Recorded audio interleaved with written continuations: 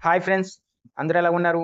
Welcome to my channel. Guntur మిర్చి యార్డ్‌కు వెళ్ళే రైతుల కోసం టిఫిన్, భోజనం పూర్తిగా ఉచితం. గుంటూరు మిర్చి యార్డ్‌కు వెళ్ళే రైతులకు ఉచిత భోజనం కార్యక్రమం ప్రారంభమైంది. ప్రతిరోజు యార్డ్‌కు వచ్చే రైతులకు ఆసియాలోని అతి పెద్దయిన గుంటూరు మిర్చి యార్డ్‌కు వెళ్ళే రైతులకు యాజమాన్యం తీపి కబురు చెప్పింది. అన్నదాతల కోసం ఉచిత భోజన పథకాన్ని ప్రారంభించారు. మిర్చి యార్డు చైర్మన్ కుర్ర అప్పారావు, కార్యదర్శి చంద్రిక ఉచిత భోజనాన్ని ప్రారంభించి రైతులకు స్వయంగా వడ్డించారు. తెలుగు రాష్ట్రాల నుంచి గుంటూరు మిర్చి యార్డుకు ప్రతిరోజు వందలాది మంది రైతులు వస్తూ ఉంటారు.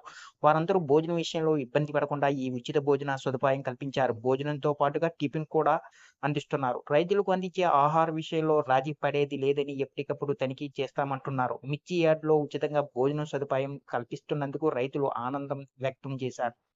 గుంటూరు మిర్చి యార్డ్‌లో ఆసియాలోనే పెద్దది. ప్రతి ఏటా 10,000 కోట్లకు పైనే లావాదేవీలు జరుగుతాయని అంచనాలు ఉన్నాయి. భారీ విక్రయాలు జరుగుతున్నాయి. ఏడాదికి దాదాపు 2,00,00,000 బస్తాలు యార్డుకు వస్తాయి. ఈ మిర్చి యార్డు ద్వారా 30,000 మంది ఉపాధి పొందుతున్నారంటే పరిస్థితి అర్థం చేసుకోవచ్చు. యార్డ్‌లో బస్తాలు దించేందుకు, తూకం వేసేందుకు లారీల్లోకి లోడుతో పాటుగా అన్‌లోడ్ చేయడం, కోల్డ్ స్టోరేజ్‌కు తరలించడం ఇలా స్థానికులు ఎన్నో పనులు చేస్తూ ఉపాధి పొందుతున్నారు.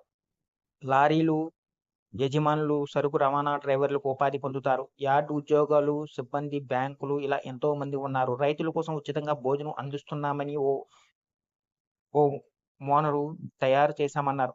గుంటూరు మిర్చి యార్డు చైర్మన్ కుర్ కుర్ర అప్పారావు గారు భోజనం కూడా నాణ్యతగా ఉండేలా చూస్తామన్నారు. ఉదయం టిఫిన్, మధ్యాహ్నం భోజనం అందుబాటులో ఉంటుందన్నారు. రైతులకు ఉడికించిన గుడ్లు, పెరుగు అందిస్తామన్నారు. మిర్చి యార్డ్ కార్యదర్శి చంద్రిక రైతులు నుంచి అభిప్రాయాలు తీసుకుంటూ నిరంతరం పర్యవేక్షణ ఉంటుందన్నారు. ఏదైనా తప్పు జరిగితే చర్యలు తీసుకుంటామన్నారు. మిర్చి యార్డ్‌లో ఉచితంగా భోజనం ఏర్పాటు చేయడంపై రైతులు ఆనందం వ్యక్తం చేశారు. బయట తినాలంటే కనీసం రూ. 100 వరకు ఖర్చవుతుంది. యార్డ్‌లో ఉచితంగా భోజనం అందిస్తే తమకు ఆర్థిక భారం తగ్గుతుందన్నారు. యార్డుకు వచ్చి భోజనం కోసం 2 కిలోమీటర్లు నడిచి వెళ్లాల్సిన పరిస్థితి ఉండేదన్నారు. ఇక సంతోషంగా యార్డ్‌లోనే తింటామన్నారు.